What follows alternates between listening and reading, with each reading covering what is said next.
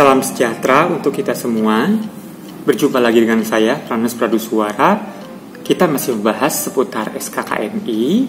Namun pada kesempatan kali ini, kita akan jauh lebih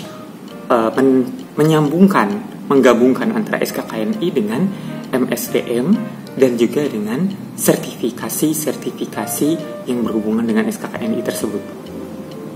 Ya, di video-video yang kemarin kita sudah membahas tentang jenis-jenis KKNI menurut levelnya, disesuaikan dengan posisi dan jabatan di tempat kita bekerja. Selanjutnya juga di sana dibahas tentang apa sih hubungannya SKKNI dengan MEA dan perkembangan industri dari SDM di tanah air dan juga di dunia.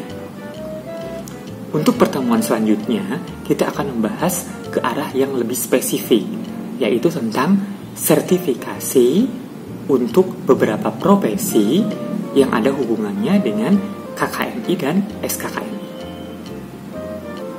Video ini merupakan pengantar untuk video-video selanjutnya.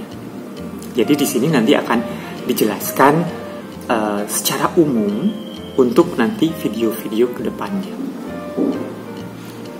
SKKNI merupakan sebuah standar kompetensi kerja untuk posisi jabatan tertentu. Yang akan kita bahas di minggu ini lebih ke arah SKKNI untuk bidang MSDM. Kenapa dibahas tentang MSDM?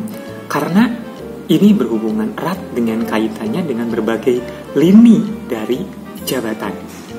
Karena semua pemegang jabatan itu harus memiliki kemampuan di bidang MSDM, supervisory, manajerial, apalagi direktur.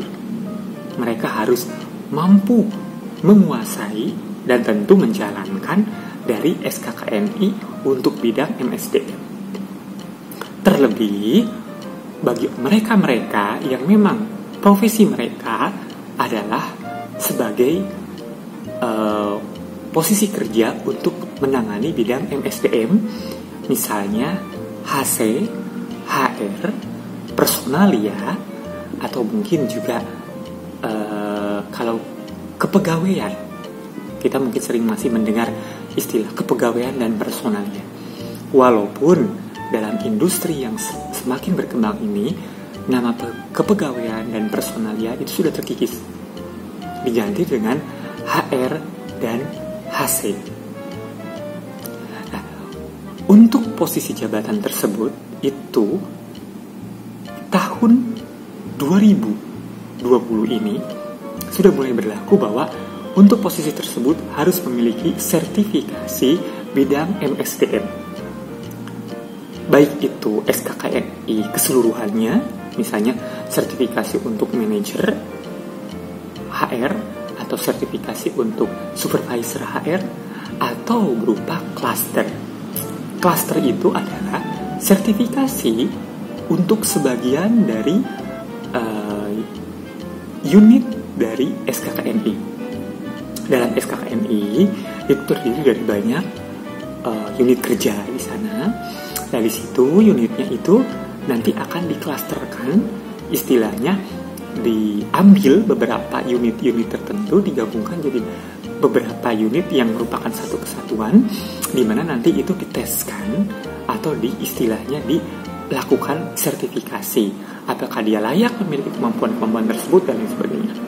Karena kalau semua dari SKKNI MSDM itu dilakukan sertifikasi dalam waktu 1 hari misal, sepertinya sulit sekali, tidak cukup waktunya.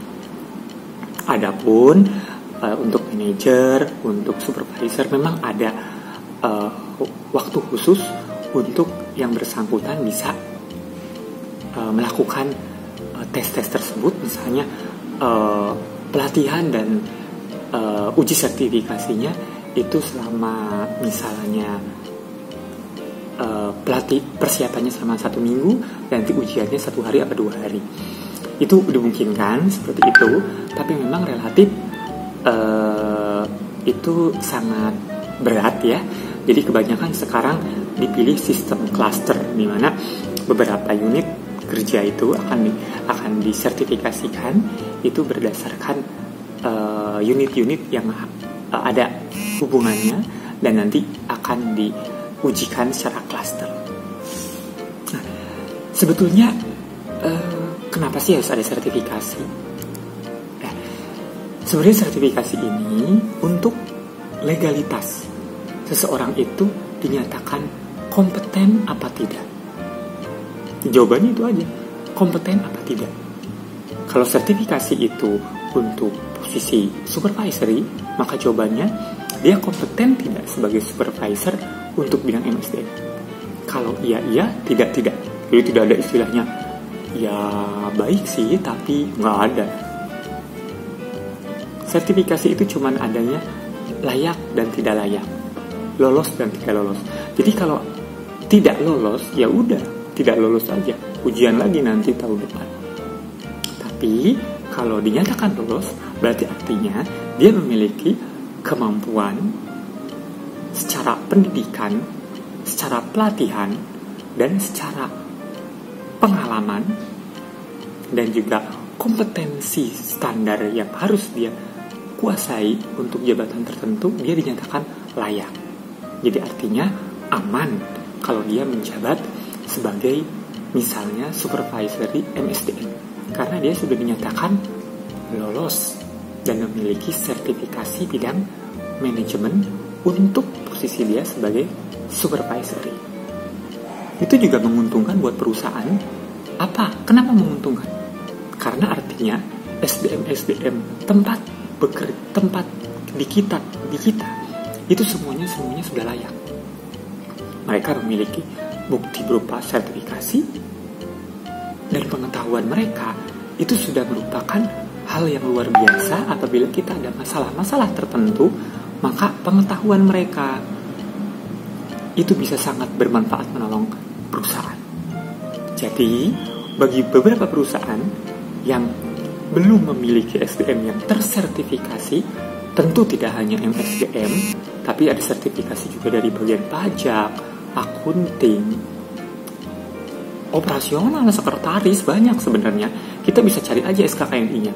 Selagi SKKNI-nya ada, maka sertifikasi pasti ada. Tinggal kita cari LSP mana yang bisa melakukan sertifikasi itu.